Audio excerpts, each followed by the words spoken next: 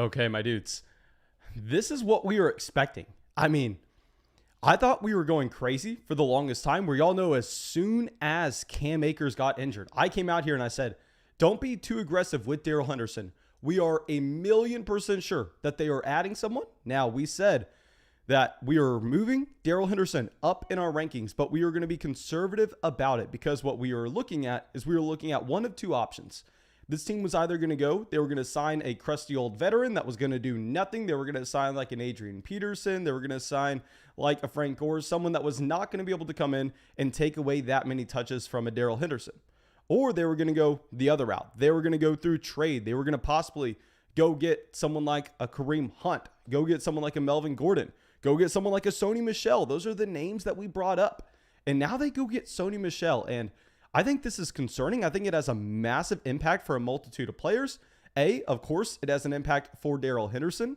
B, it has an impact for Damien Harris. Now with Damien Harris, I may have to take an L there. We're going to get to that in 1 second. But we're going to go through and we're going to look at this, because I think a lot of people that are just going to say, well, Mason, Darrell Henderson, he's still safe. I mean, Sony Michel was very bad in New England. Well, yes, Sony Michel was very bad in New England. I think that's not how we can view this whatsoever. I think Sony Michel is going to play a larger role in Los Angeles than you initially think, because this team, they would have gone and they would have signed a Le'Veon Bell if they didn't want a running back to come in here and play a massive role. So I honestly kind of felt the pressure from y'all whenever we didn't have a team going out there and making a trade with the Los Angeles Rams to send a running back over. I was kind of sitting here and going, okay, well, maybe we have to move Darrell Henderson up the rankings. And I've been slowly moving him up the rankings. And this is what I said I was going to do. I said it until they traded for someone, I was going to be very conservative with my ranking. And then we were going to slowly but surely move him up our rankings until we got to the season, if it looked like they weren't bringing anybody in. But now that they bring in Sony Michel, where I went out there, and when we made the James Robinson update to our rankings yesterday, I actually moved Darrell Henderson up a couple spots. I don't think we moved him ahead of any running backs that he was ranked behind, but we actually moved him ahead of some wide receivers in a tier. I think he's going to go behind those receivers. I want to talk about those updates. Keep in mind, I woke up literally 15 seconds ago. I woke up to the fact that we hit 1,000 people on Patreon, which is literally unbelievable. I don't even know what to say about it. I have no idea what to say about that. Thank you, everybody who signed up for the Patreon. The fact that we are at 1,000 people is absurd. I did like 12 Patreon podcasts yesterday. I'd imagine that I'm probably going to have a lot to do today, which is why you can hear my voice going a little bit. But let me pull up these rankings. I'll promise you I'll get these updated yet again tonight. These are going to be updated for anybody on Patreon, for anybody that is using promo code FLOCK on Underdog Fantasy. We'll get to that in 1 second. Let me know if y'all want a live draft after this. And yeah, Kevin out in the chat says Ramondre Stevenson just got juicier. Yes, sir. Y'all know we've been pumping up Ramondre Stevenson. Jayan says another high stakes flocks dub. I got Sony. Okay, Jayan is just killing that high stakes flock league, I guess. James Robinson and now Sony Michel. Okay, so let me pull up my rankings, and let's also pull up where we had Darrell Henderson. And I will say, we're going to pull up a couple things here. Please just be patient with me. We just woke up. We just started this live stream. And I was honestly about to premiere a video until I opened up Patreon, saw a million messages about Sony Michel. I was like, okay, well, I guess we're going live. Okay, so let me pull up, and y'all know I've done over 100-something fantasy drafts already, real money drafts on Underdog. And I want to show y'all exactly how much Darrell Henderson I have drafted. Okay, let me pull this over here. I'll show y'all how much Darrell Henderson I have. Now, keep in mind, this is going to be a second because I have to get the display capture ready. So let me switch this over. Just give me 1 second to set up this display capture.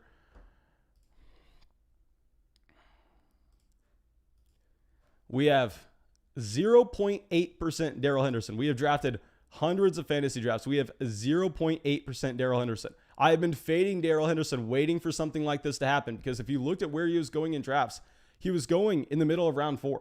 I think now he slides to exactly where we had him ranked. I think he slides to round 5, because we go through, and if I look at the players that I had Darrell Henderson ranked behind, at running back, I had him in the same tier as Josh Jacobs. I had him directly behind Dobbins, Montgomery, Carson, Miles Sanders. Now, he was in a different tier. I was never drafting him over Miles Sanders, which is a big reason why I never got Darrell Henderson because we know that he was going essentially a full round ahead of Miles Sanders before this trade. Now, what I think we're going to find, that Darrell Henderson, he's not going to fall that much in public drafts. I think he's actually going to fall about to where we have him ranked. But keep in mind, guys, I ranked him expecting this to happen because you looked at the Los Angeles Rams situation and you were a fool if you convinced yourself that this team was going to go into the season with only Darrell Henderson and running backs that they got as undrafted free agents or drafted in the 7th round. That's not how these teams operate. We went through the past and looked at the Los Angeles Rams and saying this is a team that's very willing to go and trade veteran picks to trade rookie picks to bring in those veterans. We've seen it time and time again. We talked about how veterans cost nothing at the running back position to trade some picks for. So it looks like that's all coming true. And now we have to figure out where we're going to rank him, because if we move to the overall rankings, and this is where I've made the adjustment. This is where I actually moved Darrell Henderson up last night. I moved him to our 42nd player overall. He's definitely going to go down from there. I don't think you can draft Darrell Henderson at 42. So we're probably going to have to end up moving him down to, we'll figure that out. He's going to be a late 4th, early 5th round pick for us, because if we go over to Sony Michel, we actually saw the New England Patriots highlight Sony Michel. This should have been a red flag for us that Sony Michel was possibly on the move, because they highlighted Sony Michel in the passing game. Okay, JN coming out says picked up Donta in the high stakes, so he gets some good news. Okay, so let's focus in on this real quick. My man, I, of course, will be happy to talk about that. But I want to pull up this last preseason game and look at the usage that they had Sony Michel. I don't think this is what we can naturally expect in Los Angeles. I think while, yes, Sony Michel, if you go back to Georgia, he is someone that's actually a better pass catcher than what we have seen so far through his career in New England. That's mainly because, I mean, you couldn't have been a worse pass catcher in college than what he was in New England. But remember, this is a running back that at Georgia split a backfield with Nick Chubb. He came into the NFL draft a little bit older. That's why I didn't necessarily love him in that 2018 class. But if we look at him this last preseason game, they actually used him in the receiving game, which we have never seen before. They gave him 4 receptions, 37 yards in the receiving game. That probably should have been a sign that they were trying to show, hey, look, this is not a running back that can only run the ball in 1st and 2nd down. We choose to use him that way, but if you trade for him, you can use him whatever way you want. So maybe that was in their way, highlighting him. Now, another thing that I have to look at, we have to talk about Damien Harris, because here with Damien Harris, this is someone that I've been fully out on. I've been saying that this was a backfield that was going to have James White taking all the usage in the receiving game. Then they were going to have Ramondre Stevenson and Sony Michel kind of taking touches here or there. We didn't necessarily know how that was going to go, just like Rex Burkhead, where you had those running backs coming in, getting snaps on every which down, and that kind of kills any value that you would find from this backfield. But now that Sony Michel's out, I think that, well, yes, y'all know my boy Ramondre Stevenson, someone that we called a sleeper running back before the preseason started, someone that we've been saying to draft in the last round of your fantasy draft. Well, now he's going to be going higher in drafts. Now you're going to have to pay a much higher price than that. Not that much higher, but on Underdog, I'd imagine he probably goes in about round 14 consistently now. And if we're looking at where I had Damien Harris ranked, we're going to have to move him up. Like, we have Damien Harris down there as running back 36 behind James Conner, Tony Pollard, Ronald Jones, Leonard Fournette. I mainly ranked him there because I wanted this to be a running back that nobody was drafting, because we know he has a very capped ceiling if he's not going to see any usage in the receiving game. And yes, you can be a running back that is successful without getting usage in the receiving game if you are one player and one player only, and that is Derrick Henry. And I don't think anybody's convincing themselves that Damien Harris is Derrick Henry. James White's still going to get the usage in the receiving game. I think that you're actually going to have Ramondre Stevenson not playing the exact Rex Burkhead role, but you're going to see him play something very similar. So with the Damien Harris, this is still someone we're going to be lower on compared to consensus, because I'm not drafting a running back intentionally with a cap ceiling in this range of the draft, but we can't ignore the fact that he has to rise. And of course, I'm going to try to make an initial reaction right here with our rankings update. I will have these all finalized by the end of tonight for anybody who used promo code FLOCK on Underdog Fantasy, for anybody who is signed up for the Patreon. So if I look at this, if we have Damien Harris at 36, I think he easily has to jump Fournette, Rojo, Pollard, Connor, Drake, Carter. Oh my gosh, I do not want to put him ahead of A.J. Dillon. I do not want to put him ahead of A.J. Dillon. We'll probably have him jump all those running backs. Damien Harris is probably going to be about running back 30. I'm going to try to convince myself to put him ahead of A.J. Dillon. I don't think I'm going to be able to do it, But my initial thought is Damien Harris is going to jump up to be running back 30 here. And if we have Ramondre Stevenson, we currently have ranked as running back 50. This is someone that, in my opinion, has to jump Damian Williams, J.D. McKissick. Once we get to Alexander Mattison here, it's a little harder. I don't know if we want to actually be drafting him ahead of Alexander Mattison, given the upside that Mattison actually does have in Minnesota. But let me know what y'all are thinking right now in the live chat. And also, guys, if y'all have not dropped a like on the live stream yet, what are you doing? Fix your life. Go down there, drop that like. Let me pull up what y'all are thinking in the live chat so I can go through.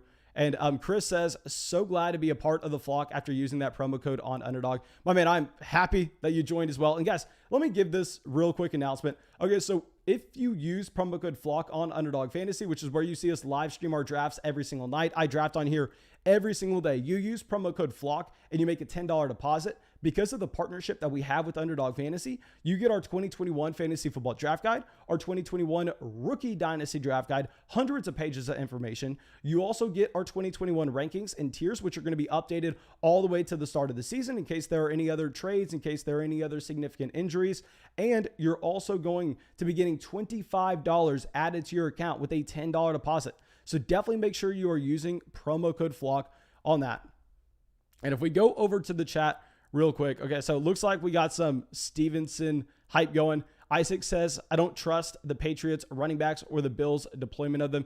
Okay, or Bills deployment of them. Okay, so I'll say there's a lifelong rule here. It's not that you don't draft Patriots running backs. And if you look historically, Patriots running backs that have been drafted, they'll either have great win rates or they'll have horrendous win rates. I mean, if you're looking at someone like a LeGarrette Blount from so long ago, I mean, of course, he crushed in fantasy. But the lesson that we need to take away from what we have seen historically with this Patriots backfield, especially like a James White popping off his random year. James White was actually a low-end running back 1, high-end running back 2 one season. Of course, that's going to be very volatile with those satellite backs.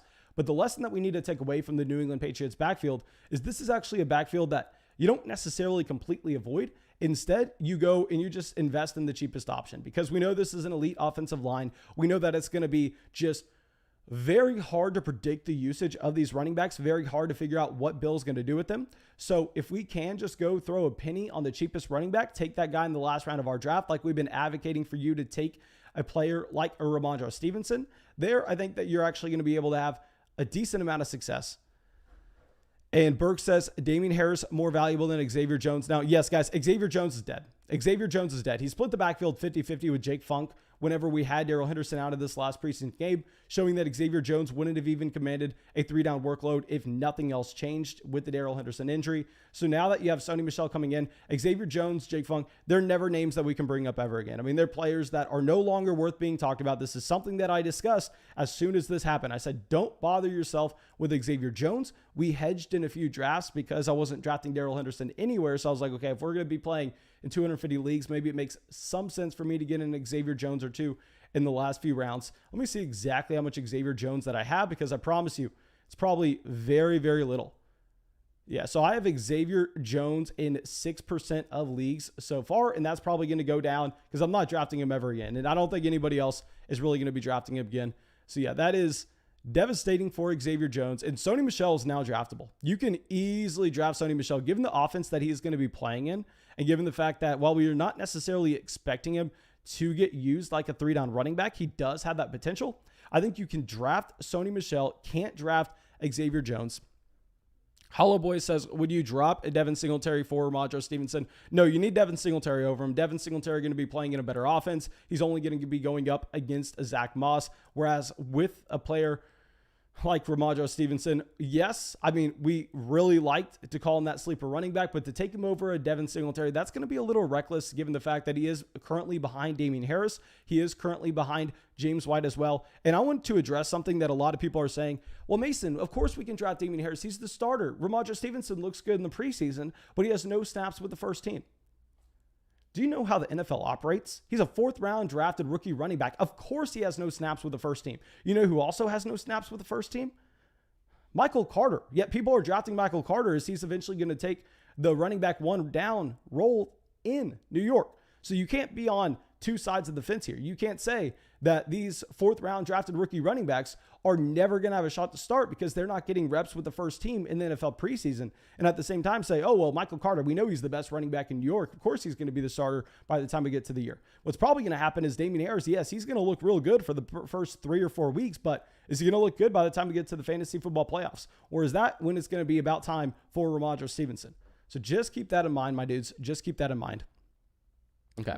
So let me go through, and Juice says, does this lower Stafford at all since they obviously want to keep running? I don't think this lowers Stafford at all whatsoever. I think if anything, this just makes us a little more confident about the offense. Guys, I mean, this was a horrible situation coming into today. This is a team that literally only had Darrell Henderson and running backs that they got in the 7th round that or undrafted. This is why we said that they were 100% bringing someone in. You can't have that depth at the running back position, especially with that Darrell Henderson injury. I know a lot of people are going to say, well, Mason, they only bring him in because of the Henderson injury.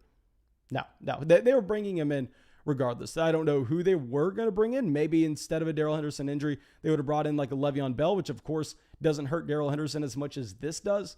Well, yeah, I think that is definitely something that is not going to impact Matthew Stafford because it should have been expected regardless. And maybe Sony Michel does get usage in the receiving game because we've actually highlighted Darrell Henderson already as a running back that, well, yes, was in a bad situation to get usage in the receiving game in college, given the fact that he played on the same roster as a Tony Pollard. We know Tony Pollard is a fantastic receiving running back. At the same time, we also look at this and go, well, we haven't seen it before from Darrell Henderson. We haven't seen him get receptions at the college level.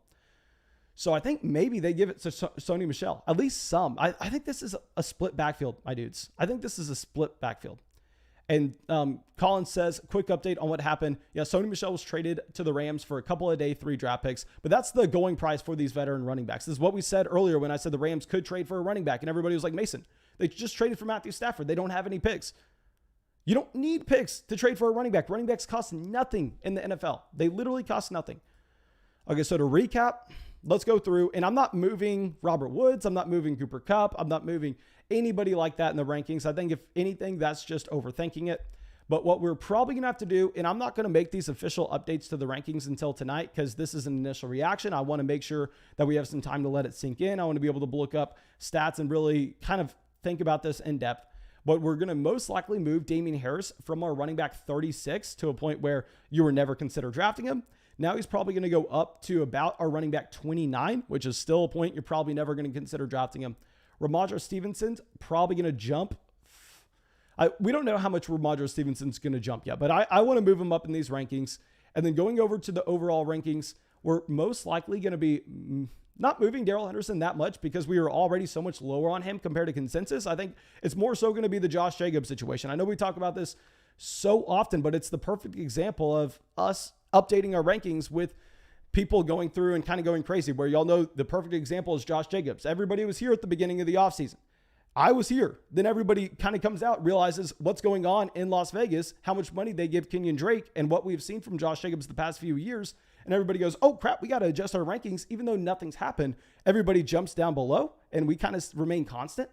Maybe that's going to be the same thing with Darrell Henderson. I haven't seen how the fantasy football community is going to react, but I was lower on consensus, expecting them to bring someone in.